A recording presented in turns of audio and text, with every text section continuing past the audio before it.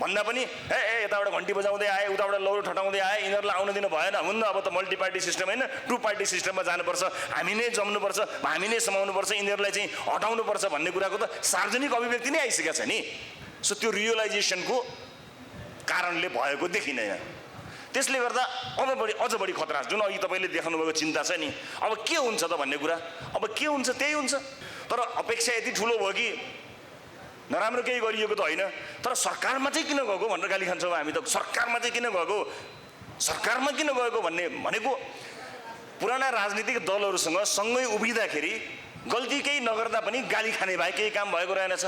तर देश कसले चलाएको रहेछ भन्ने कुराको राम्रो हिन्ट हामीले पाएका छौँ। नजिक रहेका हामीलाई वाहवाही गरेर केही पद पाइन्छ होला भनेर चाहिँ विभिन्न अभिव्यक्तिहरू दिने साथीहरू मात्रैबाट पर्याप्त हुन्छ त यो यत्रो ठुलो यात्रा? यत्रो योगदान गरेको हामीले खोइ त के का लागि त वर्षौँ योगदान गरियो। अब हाम्रै पार्टीमा योगदानको मूल्य माग्न थालिसके साथीहरू सुन्नुहोस् न, 2 वर्ष भएको छैन मेरो योगदान छ भन्नुहुन्छ भनेपछि तपाईँ आफै सम्झनुहोस् न, एउटा समय बिताएको अर्को यस्तो किसिमको योगदान पनि होला सुनिन्छ।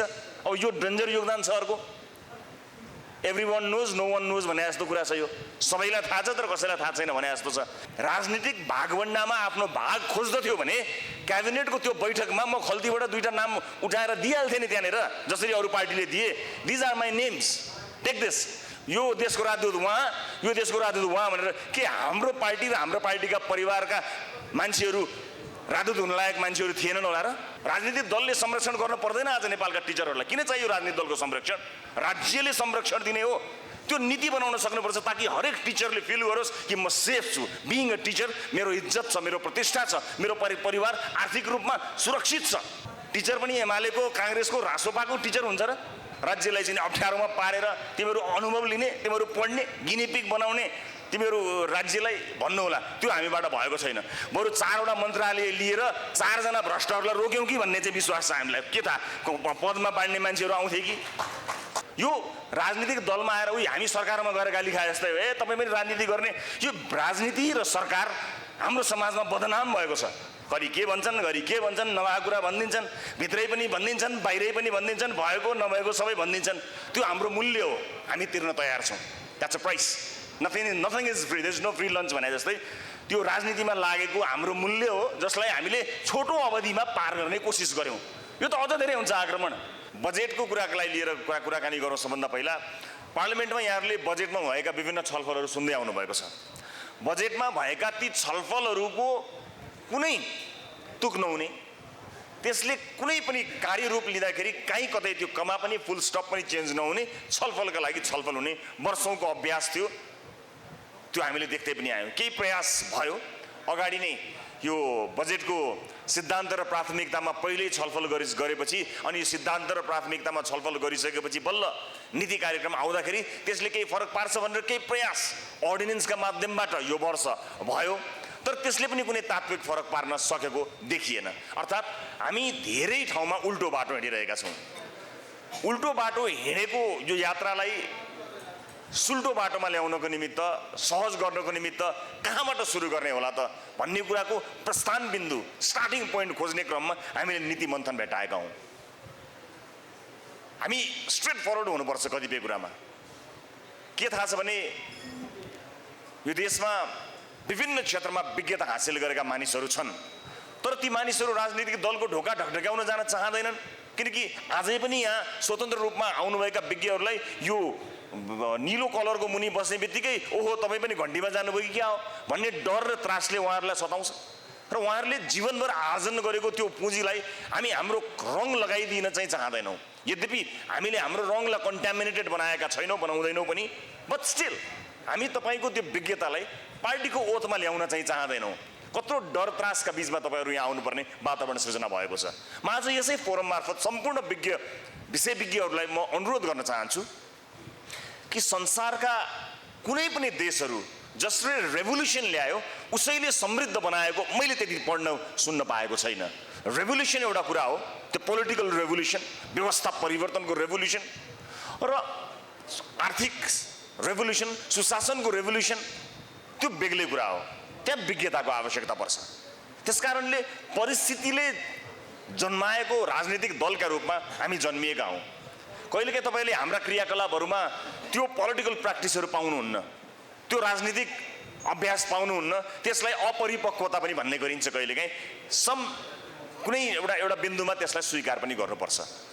तर हाम्रो उद्देश्य चाहिँ के भने राष्ट्र निर्माणका महत्त्वपूर्ण ठाउँहरूमा, पोलिसी मेकिङका अत्यन्तै महत्त्वपूर्ण एभिन्युजहरूमा हामीले यो देशका विज्ञ साथीहरूलाई, संसारभरिबाट ज्ञान प्राप्त गरेका साथीहरूलाई जोड्न सकेनौँ भने के हामीलाई हाम्रा नजिक रहेका, हामीलाई वाहवाही गरेर केही पद पाइन्छ होला भनेर चाहिँ विभिन्न अभिव्यक्तिहरू दिने साथीहरू मात्रैबाट पर्याप्त हुन्छ त? यो यत्रो ठुलो यात्रा, समृद्धिको यात्रा आफन्तजनबाट मात्र शुभेच्छुकबाट सम्भव नै छैन। सम्भावनाका हिसाबले हामी दुईवटा इकोनोमिक जायन्टका बिचमा बसेका छौँ। लोकेसनका हिसाबले त्यो एउटा सामान्य कुरा होइन। तर जुन डिस्कसन, जुन गहिराईमा पुगेर गर्नुपर्ने हो, त्यसमा हामी चुक्यौँ भने त्यसले हामीलाई कहीँ पनि लाँदैन। अहिले हामीलाई एकदमै कम्फर्टेबल छ, हामी एकदमै सहज परिस्थितिमा छौँ। यो जानाजान गरेका हौँ हामीले, र भोलि पनि यो भारी हामी बोक्दैनौँ। अहिले समस्या के छ भने राजनीतिक दलहरूलाई निकै ठुलो भारी बोक्नु परेको छ। त्यत्रा लाखौँ कार्यकर्ताको भारी बोक्नु परेको छ, भातृ सङ्गठनहरूको भारी बोक्नु परेको छ। कहीँ पनि मेरिटोक्रेसी गर्न खोजियो भने योगदानको चाहिँ नि मूल्य माग्दै लाइन लाग्छन् नेताका ढोका ढोकामा। यत्रो योगदान गरेको हामीले खोइ त के का लागि त? वर्षौँ योगदान गरियो, अब हाम्रै पार्टीमा योगदानको मूल्य माग्न थालिसके साथीहरू सुन्नुहोस् न। 2 वर्ष भएको छैन मेरो योगदान छ भन्नुहुन्छ भनेपछि तपाईँ आफै सम्झनुहोस् न, पुरानो पार्टीमा योगदान कति पुग्यो होला? अब त्यो योगदानको मूल्य फेरि नेताहरूको घर जग्गा बेचेर तिर्नेवाला होइन कसैले। कुनै नेताको सम्पत्ति घटेको तपाईँले सुन्नुभएको छैन होला, घट्दैन। राष्ट्रको सम्पत्ति घटेको छ, राष्ट्रको प्रतिष्ठा घटेको छ। अब त्यत्रा कार्यकर्ता, त्यत्रा योगदानकर्ताहरूलाई काहीँ न काहीँ दिनु पर्यो, नियुक्ति दिनु पर्यो। नियुक्ति कसरी दिनु पर्यो भने त्यो पार्टीमा योगदान दिएका आधारमा दिनु पर्यो। अनि पार्टीमा योगदान दिएका आधारमा लिएको नियुक्तिबाट तपाईँले के अपेक्षा गर्नुहुन्छ भने चन्दा दिएका केही साथीहरू होलान्, तिनलाई सहयोग हुने किसिमको पोलिसी बनाइदिनु पर्यो। किनकि त्यहाँ योगदान छ, योगदान विभिन्न किसिमका छ। एउटा समय बिताएको, अर्को यस्तो किसिमको योगदान पनि होला सुनिन्छ। अब यो डेन्जर योगदान छ अर्को, every one knows no one knows भने जस्तो कुरा छ। यो सबैलाई थाहा छ तर कसैलाई थाहा छैन भने जस्तो छ। त्यस कारणले राज्यको सम्पत्तिबाट, राज्यको स्रोतबाट आफ्ना मान्छेहरू पालिने यो सिलसिलाको असर यहाँसम्म पुग्यो कि अब पोलिसी बाइङ सुरु भयो। अब पोलिसीमा चाहिँ पोलिसी ह्याक गर्ने अथवा पोलिसीमा चाहिँ आफ्ना मान्छेहरू जोडिदिने र आफूलाई आवश्यक पर्ने, आफ्नो एउटा झुन्डलाई आवश्यक पर्ने किसिमका नियुक्तिहरू हुन थाले। आज राजनीतिक नियुक्तिहरूको अवस्था के छ? राष्ट्र बैङ्कको कुरा आयो। राष्ट्र बैङ्कमा स्वायत्तताको एउटा राम्रो उदाहरण छ, पर्याप्त होइन है। कम्पेरिटिभली राष्ट्र बैङ्क एउटा यस्तो स्वायत्त निकाय छ, त्यहाँ पनि एउटा कोसिस त भएको थियो, कोर्टले रिइन्स्टेट गरिदिएको कारणले गर्दाखेरि गभर्नर अहिले कायम हुनुहुन्छ। तर त्यहाँ पनि एउटा कोसिस त भएको थियो, त्यसलाई पनि पोलिटिकल्ली काहीँ न काहीँ प्रभावित पार्ने प्रयास त भइ नै रहेको थियो। कम्पेरिटिभली त्यो एउटा स्वायत्तता त्यहाँ छ। तर त्यसका बावजुद पनि हामीलाई यति धेरै गाह्रो भइरहेको छ भने तपाईँ सम्झाउनुहोस् त, कतिपय ठाउँहरू, कयौँ ठाउँहरूमा, कयौँ महत्त्वपूर्ण ठाउँहरूमा राजनीतिक नियुक्तिले कत्रो ठुलो प्रभाव पारेको होला। जहाँ अड्कियो गाँठो अड्कियो भनिरहेका छौँ नि, हामीले गरेको डिस्कसन्सहरू अलिकति प्लेजेन्ट, असाध्यै कानमा नभिजाउने मिठो डिस्कसन गर्न त हामी सक्छौँ। तर अब त्यस्तो प्लेजेन्ट डिस्कसनले, कान नभिजाउने, झर्को नलाग्ने डिस्कसनले हामी कहीँ पनि पुग्दैन। सो पोलिटिकल अपोइन्टमेन्ट र राजनीतिक नियुक्ति र भर्ती बन्द हुनुपर्छ, यो भागभण्डा बन्द हुनुपर्छ। अब तपाईँहरूलाई लाग्ला तपाईँहरू पनि त भागभण्डामा पुग्नु भने 2टा राजदूत लिएर जानुभएको थियो भन्नु होला, होइन। म क्लियर गर्छु एउटा कुरा, यदि हाम्रो पार्टीले राजनीतिक भागभण्डामा आफ्नो भाग खोज्दथ्यो भने क्याबिनेटको त्यो बैठकमा म खल्तीबाट 2टा नाम उठाएर दिइहाल्थेँ नि त्यहाँनिर, जसरी अरू पार्टीले दिए। These are my names, take this. यो देशको राजदूत उहाँ, यो देशको राजदूत उहाँ भनेर। के हाम्रो पार्टी र हाम्रो पार्टीका परिवारका मान्छेहरू राजदूत हुन लायक मान्छेहरू थिएनन् होला र? छैनन् होला र? थिए नि। भागभण्डामा परेको भए हामी त्यो 2टा नाम तत्काल क्याबिनेटमा पहिले बोकेर जान्थ्यौँ, प्रधानमन्त्रीले प्रस्ताव गर्नुहुन्थ्यो, हियर आर द नेम्स भनेर 2टा नेम हामी ठ्याक्क राखिदिन्थ्यौँ। हामीले भागभण्डा गरेको होइन, हामीले प्राप्त गरेको त्यो 2वटा राजदूतको त्यो जुन सिट छ त्यसलाई योग्य नेपाली नागरिकका लागि छुट्याइदिएको, योग्य मानिस जाउन् भन्नका लागि। हामीसँग पार्टीमा योगदान दिएको भनेका साथीहरू नभएका होइनन्, परिवारका सदस्यहरू नभएका होइनन्, र क्याटेगोरीमै फल गर्ने, हामीले ल्याउँदा पनि मेरिटोक्रेसी चाहिँ ड्यामेज नहुने किसिमका साथीहरू पनि नभएका होइनन्। तर हामीले कतिले भने विज्ञापन गर्नुभयो तपाईँले, हामीले विज्ञापन गरेकै होइन। हामीले राजदूत बन्नका लागि यो क्राइटेरिया हुनुपर्दछ है, मुलुकलाई रिप्रेजेन्ट गर्ने किसिमले भनेर भनेको कुरा प्रचार भएको हो, हामीले विज्ञापन गरेको होइन र हामीले भाग लिएको होइन। यो कुरा म स्पष्ट पार्न चाहन्छु, किनकि भाग बन्नाले के दिन्छ भन्ने कुरा हामीले बुझेका हौँ। शिक्षा क्षेत्रलाई राजनीतिबाट मुक्त गराउँ भन्नुको अर्थ शिक्षकहरूप्रति हामी अनुदार भएको होइन, शिक्षकहरूप्रति हामीले डिसरेस्पेक्ट गरेको त्यो गलत हो। हामी शिक्षकहरूलाई अत्यन्त उच्च सम्मान गर्दछौँ, उहाँहरूको क्षमताको कदर गर्दछौँ, उहाँहरूलाई फाइनेन्सियल्ली सोसियल्ली हरेक हिसाबले सिक्योर्ड गर्न चाहन्छौँ, उहाँहरूलाई सुरक्षित राख्न चाहन्छौँ। त्यसको विधि छ, त्यसको तरिका छ। राजनीतिक दलले संरक्षण गर्न पर्दैन। आज नेपालका टिचरहरूलाई किन चाहियो राजनीतिक दलको संरक्षण? राज्यले संरक्षण दिने हो। त्यो नीति बनाउन सक्नुपर्छ ताकि हरेक टिचरले फिल गरोस् कि म सेफ छु। बिइङ अ टिचर, मेरो इज्जत छ, मेरो प्रतिष्ठा छ, मेरो परिवार आर्थिक रूपमा सुरक्षित छ, सामाजिक रूपमा सुरक्षित छ, मेरा परिवारलाई पढाउने, मेरो स्वास्थ्य उपचार गर्ने कुरा राज्यले हेर्छ। त्यो राज्यको दायित्वलाई कहाँ तपाईँले पार्टीमा विभाजित गरिदिनु भएको? टिचर पनि एमालेको, काङ्ग्रेसको, रासोपाको टिचर हुन्छ र? अथवा हो, हिजो मुलुकमा धेरै कुराहरूको आवश्यकता परेको थियो, हरेक क्षेत्रले विद्रोह गर्नुपर्ने बेला थियो, राजनीतिक परिवर्तनको बेला थियो। के शिक्षक, के विद्यार्थी, के पत्रकार, के खेलाडी, के ब्याङ्कर्स, के प्राइभेट सेक्टर, सबैले परिवर्तनको लागि आफ्नो ठाउँबाट आवाज उठाउनु पर्ने आवश्यकता थियो। तर हामीले त्यसलाई अन्त्य गरेको होइन र संविधान बनाएर हामीले त्यो सबै कुरालाई अन्त्य गरेको होइन र? त्यस कारणले मलाई के लाग्दछ भने, मैले सैद्धान्तिक रूपमा मात्र कुराकानी गरेको, यदि सही मानिसहरूलाई लिएर गएर सही ढङ्गले नीति बनाउने हो र मुलुकलाई ट्र्याकमा लैजाने हो भने जसले सही नीति निर्माण गर्नमा योगदान दिन सक्नुहुन्छ त्यस्ता मानिसहरूसँगको छलफल, अन्तर्क्रिया र त्यसबाट निस्किएको निचोडलाई राज्यको नीतिमा समावेश गर्न सकियो भने मात्र त्यो राष्ट्रको नीति बन्छ, नत्र त्यो राष्ट्रको नीति बन्न सक्दैन। मोनेटरी पोलिसीमा अहिले स्मल बिजनेसको कुराकानी आयो। साना उद्यमीहरूको अवस्था के छ हेर्नुहोस्। साना उद्यमीहरूलाई आवश्यकता परेको बेलामा जस्तो ब्याङ्किङको कुराहरू आयो, ब्याङ्कको चाहिँ नि इन्ट्रेस्ट रेटको कुराकानी आयो। हुनसक्ला मेरो एउटा सानो जिज्ञासा मात्र, जति पनि साना उद्यमीहरू छन्, सानो व्यापार व्यवसाय गर्नेहरू हुनुहुन्छ, उहाँहरूका लागि मान्नुहोस् तपाईँको चाहिँ केही महिनाका लागि अथवा केही समयका लागि उहाँहरूले लिनुभएको लोनमा चाहिँ जुन इन्स्टलमेन्ट हुन्छ त्यो इन्स्टलमेन्ट ब्रेक दिएर एन्ड लोनमा उहाँहरूलाई मिलाउने, ल तपाईँको 5 महिनाको 6 महिनाको इन्स्टलमेन्ट अहिले 6 महिना तिर्नु परेन, आफ्नो बिजनेसलाई ब्याक ल्याउनुहोस्। त्यसपछि तपाईँको जब फाइनल इन्स्टलमेन्ट हुन्छ त्यो इन्स्टलमेन्टमा 6वटा पेमेन्ट चाहिँ बढ्छ है तपाईँको भनेर हुनसक्छ कि? अथवा कुन ढङ्गले हामीले ब्रेक दिन सक्छौँ, कुन ढङ्गले हामीले प्राण दिन सक्छौँ, कुन ढङ्गको मोनेटरी पोलिसीले गर्दा हामी चाहिँ नि सुरक्षित महसुस गराउन सक्छौँ, त्यो कुरा महत्त्वपूर्ण हुन्छ। अब क्रेडिट रेटिङ एजेन्सिजको कुराकानी आयो। 3वटा क्रेडिट रेटिङ एजेन्सीको कुराकानी यहाँ देखियो। वर्षा म्याम त अब अलिकति इन्टरनेसनल्ली रिनाउन्ड चाहिँ एजेन्सीसँग अट्याच्ड हुनुभएको हुनाले उहाँको कुराकानी नगरौँ। त्यहाँ एक किसिमको अलि धेरै विश्वास गर्ने ठाउँ रहन्छ नै, त्यसलाई एक्सेप्ट गर्नै पर्ने हुन्छ। वाट अबाउट बाँकी 2टा एजेन्सिज? बाँकी 2वटा एजेन्सिजहरूले जसले 50 करोडभन्दा माथिको चाहिँ लोनको चाहिँ क्रेडिट रेट गर्नुहुन्छ, त्यसमा 49 करोड गरिदिएर अनि रेटिङ गर्ने एजेन्सिजहरू सबै मिलेर त्यसलाई चाहिँ सही गरिदिएको अवस्था पनि हुन सक्ला नि त। त्यसको अनुगमन कसरी गर्ने, त्यसलाई कसरी हामीले हेर्ने? अनि त्यो नियमन गर्ने निकायको हामी सबैलाई थाहा छ केही सीमित घरानामा केन्द्रित भएको छ। चाहे ब्याङ्किङको कुराकानी गर्नुहोस्, चाहे ठुला उद्यमको कुराकानी गर्नुहोस्, भनेपछि त्यसको प्रभाव त रहिरहन्छ। त्यो स्वतन्त्र ढङ्गले चल्ने स्वायत्त निकायहरू नहुँदाको, चाहे प्राइभेट सेक्टरमा होस् चाहे अन्य सेक्टरमा होस्, त्यसको ठुलो प्रभाव सिङ्गो देशमा परेको छ। त्यो प्रभावलाई अन्त्य गर्नको निमित्त हामीले हेर्ने भनेकै स्वायत्त निकाय, स्वतन्त्र रूपमा काम गर्न सक्ने योग्य विज्ञ मानिसहरूको नियुक्ति, यी चिजहरूबाट हामी यसलाई सम्बोधन गर्न सक्छौँ भन्ने मलाई लाग्दछ। त्यसैले आजको यो फोरम आफैमा एउटा एकदम महत्त्वपूर्ण फोरमको रूपमा हामीले अगाडि सार्यौँ। यो समयभन्दा अलिकति अगाडि गर्न सकेको भए यसले केही न केही अभ्यास हुन्थ्यो, यसले केही न केही टेवा अवश्य पनि पुर्याउँथ्यो। र हामीले नीति मन्थनहरूमा गरेका छलफलहरूलाई बुदागत रूपमा साथीहरूले टिप्ने गर्नुभएको छ, त्यसमा छलफल गर्ने गर्नुभएको छ र भोलिका दिनमा हामीले बनाउने पोलिसिजहरूमा यसले काम गरोस् भन्नका लागि यो महत्त्वपूर्ण हुन्छ भन्ने कुरा म जानकारी गराउन चाहन्छु। यो कुनै त्यतिकै गरिएको एउटा देखाउनको लागि गरिएको चिज होइन, यसका आधारमा भोलिका दिनहरूमा हामीले काम गर्न सक्छौँ। अब यहाँ कुरा आयो तपाईहरु समितिमा हुनुहुन्छ, सरकारमा पनि रहनुभयो, खोइ त तपाईहरुको भोइस खोइ त कहाँ पुग्यो भन्ने कुराकानी आयो।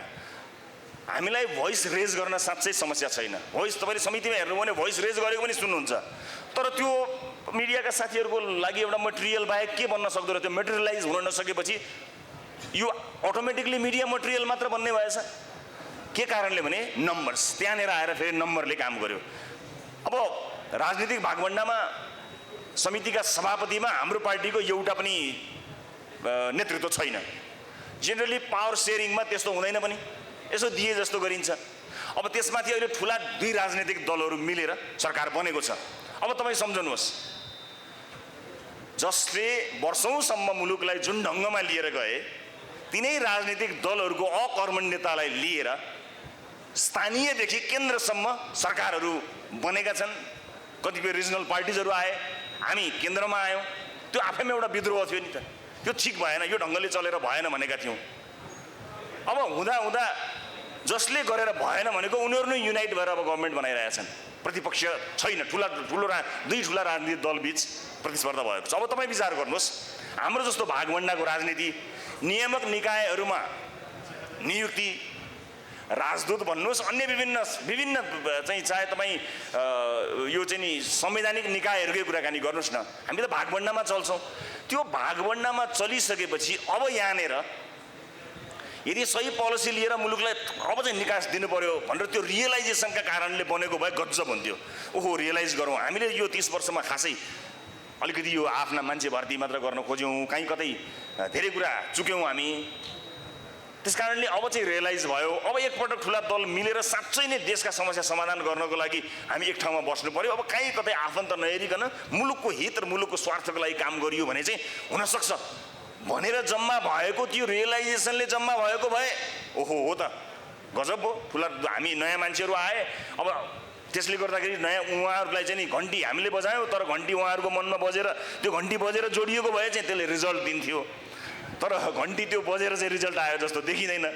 अहिलेको मन्त्रीमण्डल हेर्नुहोस्, जेसुकै हेर्नुहोस्, सबै चिज हेर्नुहोस्, यी सबै हेर्दाखेरि त्यो रियलाइजेसनको नतिजा अहिलेको गठबन्धन अथवा अहिलेको दुई ठुला दलको चाहिँ मिलन अब त साँच्चै नै बर्बाद भयो। हामीले खासै राम्रो नगरेका कारणले भन्दा पनि यताबाट घन्टी बजाउँदै आए, उताबाट लौरो ठटाउँदै आए, यिनीहरूलाई आउन दिनु भएन, हुन्न अब त मल्टी पार्टी सिस्टम होइन, टु पार्टी सिस्टममा जानुपर्छ, हामी नै जम्नुपर्छ, हामी नै समाउनुपर्छ, यिनीहरूलाई चाहिँ हटाउनुपर्छ भन्ने कुराको त सार्वजनिक अभिव्यक्ति नै आइसकेको छ नि। सो त्यो रियलाइजेसनको कारणले भएको देखिँदैन। त्यसले गर्दा अझ बढी खतरा, जुन अघि तपाईँले देखाउनुभएको चिन्ता छ नि, अब के हुन्छ त भन्ने कुरा, अब के हुन्छ त्यही हुन्छ। जुन चिज अलि लुकेर भएको थियो अब खुल्ला हुन्छ। जुन भागभण्डालाई भागभण्डा होइन भनिएको थियो त्यो अझ बढी भागभण्डामा जान्छ। ढाड दुवैको चिलाएको छ, यु स्क्रैच, हात पुग्दैन, you scratch my back and I will scratch yours भने जस्तै हात त पुगेको छैन। त्यही हुन्छ, सङ्केत त्यस्तै देखिएको छ। नहोस्, शुभकामना छ। त्यसैले आजको यो कार्यक्रममा म कुनै कटाक्ष गर्नको निमित्त उपस्थित भएको त होइन, तर अलार्मिङ चाहिँ छ है, सोच्नुपर्ने अवस्था छ है। निजी क्षेत्रहरू हामी उत्साही छौँ, हामी एकदम उत्साही छौँ भन्नुहुन्छ, त्यो एकदमै त्यसलाई त्यो कपी पेस्ट उत्साहले अब हुँदैन। हामी अलिकति चिन्तित छौँ। तपाईँले भन्नु पर्यो किन चिन्तित छौँ भन्नु पर्यो भने यहाँहरूलाई थाहा छ यतिका वर्षसम्म अवसर पाएका राजनीतिक दलहरूबाट जुन ढङ्गले मुलुक अर्थतन्त्रका हिसाबले तल परेको छ, त्यसलाई कम्तीमा पनि एउटा धमाका दिनुपर्छ, कोही न कोही त यहाँ आँट गरेर आउनै पर्छ भनेर नयाँ राजनीतिक दलका रूपमा हामी आएका होइनौँ र आएका हौँ हामी। तर अपेक्षा यति ठुलो भयो कि नराम्रो केही गरिएको त होइन, तर सरकारमा चाहिँ किन गएको भनेर गाली खान्छौँ हामी। त सरकारमा चाहिँ किन गएको, सरकारमा किन गएको भनेको पुराना राजनीतिक दलहरूसँग सँगै उभिँदाखेरि गल्ती केही नगर्दा पनि गाली खाने भए केही काम भएको रहेनछ। तर हामी त केही सिक्नु थियो, हामीलाई त केही गर्नु थियो, हामी त हेर्नु थियो। सिंहदरबार कसरी चलाउने भन्ने कुरा जान्नका लागि सिंहदरबार कसरी चल्दैछ भन्ने कुरा हेर्नै पर्छ। जति गाली खाएर भए पनि केही समय सरकारमा जानु नै थियो। अब अघिल्लो पटक पर्याप्त थिएन, 1 महिना 34 दिन म भएँ, अरू साथीहरू 22-24 दिन जानुभयो, त्यो कुनै पर्याप्त समय नै थिएन। अब अहिले जुन 4 महिनाको अवधि हामीले सरकारमा बस्यौँ, यो अवधिले अब चाहिँ हामीलाई धेरै कुरा बुझ्न सहयोग मिलेको छ। अब पद र गोपनीयताको शपथ खाएका छौँ, सबै कुरा सार्वजनिक गर्न मिल्दैन। तर देश कसले चलाएको रहेछ भन्ने कुराको राम्रो हिन्ट हामीले पाएका छौँ। यो एउटा ठुलो लर्निङ भएको छ र हामीले यो लर्न गर्दा राज्यलाई घाटा लगाएका छैनौँ है। राज्यलाई कुनै लस गरेर राज्यको कस्टमा राज्यलाई चाहिँ अप्ठ्यारोमा पारेर तिमीहरू अनुभव लिने, तिमीहरू पढ्ने, गिनीपिग बनाउने, तिमीहरू राज्यलाई भन्नुहोला, त्यो हामीबाट भएको छैन। बरु 4वटा मन्त्रालय लिएर 4जना भ्रष्टहरूलाई रोक्यौँ कि भन्ने चाहिँ विश्वास छ हामीलाई। के थाहा पदमा बाँड्ने मान्छेहरू आउँथे कि, त्यति रोक्ने काम हामीले गऱ्यौँ। 21 जनालाई बाहिर राखेर सदनमा 21 जना भ्रष्ट हुन सक्ने सम्भावित भ्रष्टहरूलाई रोकेर सदनमा 21 जना होनहार मान्छे त लिएर गयौँ नि भन्ने आत्मविश्वास हामीलाई छ। त्यसकारणले हामी प्रोसेसभित्र छौँ। निजी क्षेत्रसँग हामीले भन्दै आएका छौँ, बजेटका बेलामा के बजेट बनाउने हो, कसको हितमा बनाउने हो, त्यो पोलिसी कस्तो बनाउने हो, चाहे मोनिटरी पोलिसीको कुराकानी हो, चाहे बजेटका कुराकानी हुन्, यी कुराहरूमा जे चल्दै आएको छ बिजनेस एज युजुअलै चल्दै आएको छ, तपाईँले थाहा पाइरहनु भएको छ। अब तपाईँहरूलाई खुसी पार्नको निमित्त अन्तिम सातामा बजेट आउनु अगाडि केही दिन अगाडि तपाईँहरूसँगको छलफल, मौद्रिक नीति आउनु अगाडि 2-4 दिन हुने छलफल, त्यो तपाईँहरूले आफैले व्याख्या गर्नुभएको छ, आफैले बुझिरहनु भएको छ। तर हामी चाहिँ यसभन्दा अगाडि नीति मन्थन हुँदाखेरि हाम्रो पार्टीको उपसभापति डाक्टर सोनिम वाघेलले भन्नुभयो, हामी कन्ट्र्याक्ट गरेर जान तयार छौँ। हामी निजी क्षेत्रसँग कन्ट्र्याक्ट साइन गरेर जान तयार छौँ कि हामीले हाम्रो नेतृत्वमा सरकार आउँदा यी कुराहरूलाई हामी टेक केयर गर्न सक्छौँ, यी विषयमा हामी एकमत जनाउन सक्छौँ। हाम्रो यो बोली आज तपाईँसँग भनेको कुरा भोलि फेल खाँदैन भन्नको लागि आउनुहोस् सही गरौँ। हाम्रो टार्गेट के हो, तपाईँको रोल एन्ड रेस्पोन्सिबिलिटी के हो, तपाईँबाट हामी के अपेक्षा गर्छौँ र तपाईँसँग गरिएको त्यो अपेक्षा अनुसार हामी इकोनोमीलाई कहाँ लिएर जान सक्छौँ, कुन कुन फेजमा, 5 वर्षमा कहाँ, 10 वर्षमा कहाँ, 25 वर्षमा कहाँ, 30 वर्षमा कहाँ। हामीले हाम्रो वाचापत्रमा पनि धेरै कुरा स्पष्ट गरेका छौँ। 32 वर्षको रोड म्यापको थोरै हिन्ट हामीले दिएकै छौँ। त्यसकारणले हामीसँग कम्फर्टेबल छ। किन कम्फर्टेबल छ भने हामीलाई राजदूत चाहिएको त हामीले योग्य मानिसहरूलाई चढायौँ भने, चाहे भोलि सेवनको कुरा होस्, चाहे गभर्नरको कुराकानी होस्, चाहे सबै चिज कुरा होस्, मान्छेहरूले भन्लान् यो चाहिँ विज्ञापन गर्यो, यिनीहरू चाहिँ प्रचार प्रसारमा लाग्यो, त्यो विज्ञापन नै होइन। Very simple, right person in right place. सही मान्छेलाई सही ठाउँमा लिएर जाने बित्तिकै त्यसले निकै ठुलो प्रभाव पार्छ। यो नीतिका साथ हामी अगाडि बढेका छौँ र अझै पनि म तपाईँहरूलाई बताउन चाहन्छु, रेभोल्युसनको लागि, राजनीतिक परिवर्तनका लागि अघिल्लो पुस्ताले दिएको योगदानको मुक्तकण्ठले प्रशंसा गर्नुपर्छ, नतमस्तक भएर श्रद्धा गर्नुपर्छ। तर संसारमा त्यस्तो बिरलै देखिएको छ कि जसले रेभोल्युसनको लागि काम गर्यो, जसले युगान्तकारी परिवर्तन गर्यो, उसैबाट समृद्धि, उसैबाट आर्थिक उन्नति, उसैबाट अन्य प्रगतिहरू प्राय सम्भव छैन। भर्खरै मैले सुनेको थाहा त छैन, शिक्षा मन्त्रालयमा हामीले शिक्षा क्षेत्रलाई राजनीतिबाट अन्त्य गर्नुपर्छ भने हो। शिक्षामा पोलिटिक्स हुनु भएन, क्वालिटी एजुकेसनमा त्यो बाधक बन्यो। त्यसकारणले अलिकति मेरिटोक्रेसी लागू गरौँ, अलिकति राजनीतिबाट त्यो क्षेत्रलाई बाहिर ल्याउन सकियो भने, जुन अहिले एसईको चिन्ता हामीले गरेका छौँ, आज पनि चिन्ता गऱ्यौँ, अब अर्को 15 वर्षपछि पनि चिन्तै गरिरहने। 80% भयो, 50% पनि क्रस गरेनन् एसई पास गरेका मान्छे भनेर चिन्तै गरिरहने कि त्यसलाई मध्यनजर राखेर त्यो त अलार्म बज्यो, रातो साइन बज्यो त्यहाँ, अब एक्ट गर्न हतार भयो भनेर हामीले के गर्यौँ, यसलाई त्यो शिक्षकहरूको डिसरेस्पेक्ट होइन, उहाँहरूको असुरक्षा हुँदै होइन। हामीसँग जति भन्दा बढी, हाम्रो पोलिसीमा भन्दा बढी शिक्षकहरू कोही कुनै पोलिटिकल पार्टीबाट सुरक्षित हुनुहुन्न। म ग्यारेन्टीका साथ भन्न चाहन्छु, यो छोटो पिरियडमा यो कुरा व्याख्या गर्न म सक्दिनँ, तर त्यति धेरै महत्त्वका साथ हामीले सोचेका छौँ नीतिगत रूपमा। तर यसलाई राजनीतिक भागवण्डाको विषय बनाउनुभन्दा यसलाई चाहिँ अलिकति राजनीतिबाट मुक्त गराउने भन्ने कुरा हामीले लिएर गएका थियौँ। आज त्यो परिवर्तन भयो है भन्ने मैले सुने, भनेको अन्य ठाउँहरूको पनि नियुक्ति त्यही भएर जान्छ। जब त्यसरी हामी जान्छौँ, जब हामीलाई हाम्रा कार्यकर्ताहरूलाई फिड गर्नुपर्छ, त्यसकारणले राज्यको स्रोतलाई परिचालन गरेर आफ्ना कार्यकर्ता र आफ्नो भोटर बैंक जोगाइरहनुपर्छ भन्ने मानसिकता भएसम्म परिवर्तन सम्भव छैन। राष्ट्रिय स्वतन्त्र पार्टीसँग त्यो ब्यागेज छैन र हुनेवाला पनि छैन, त्यो कुनै पनि हालतमा हुनेवाला छैन। त्यसकारणले तपाईँले हामीसँग देख्नुभएका साथीहरू यस्तै, आज यो मञ्चमा तपाईँहरू देख्नुभयो, हामी त यो देशको पोलिसी मेकिङमा, यो देशको नीति निर्माण तहमा तपाईँहरू जस्ता साथीहरूलाई देख्न चाहन्छौँ। तर एक्जिस्टिङ पोलिटिकल पार्टीमा तपाईँहरूको लागि स्थान छ, देख्नु भएको छ कहीँ? हाम्रो लागि सोध्नुहुन्छ भने तपाईँहरूको लागि बाहेक अरूलाई स्थान छैन। We are open. यो राजनीतिक दलमा आएर उही हामी सरकारमा गएर गाली खाए जस्तै हो, तपाईँ पनि राजनीति गर्ने। यो राजनीति र सरकार हाम्रो समाजमा बदनाम भएको छ। सरकारमा जाने किन गएको, सरकारमा प्रतिपक्षमा बस्नु पर्दैन भनेर गाली खाइयो, गरेर अनि गऱ्यौँ चाहिँ के त गएर के नराम्रो गऱ्यौँ भने त्यो त छैन केही पनि, तर किन गएको सरकारमा पनि जाने भन्नुहोस् त। राजनीति गर्ने, नेता बन्ने, गाली खाने अवस्था हुन्छ। अहिले तपाईँहरूको कत्रो ठुलो इज्जत छ, भोलि खुदा न खास्ता तपाईँहरू कुनै राजनीतिक दलमा पुग्नु भने फेरि तपाईँले गाली खाने क्रम सुरु हुन्छ। केही गल्ती गर्न पर्दैन, तपाईँले गाली खान सुरु गरिहाल्नुहुन्छ। कारण राजनीति कसले गर्ने भन्ने कुराको एउटा मानक समाजमा बनेको छ, त्यसले बाहेक अरूले राजनीति गर्नुहुन्न भन्ने छ, त्यसको इज्जत हुन सकेको छैन।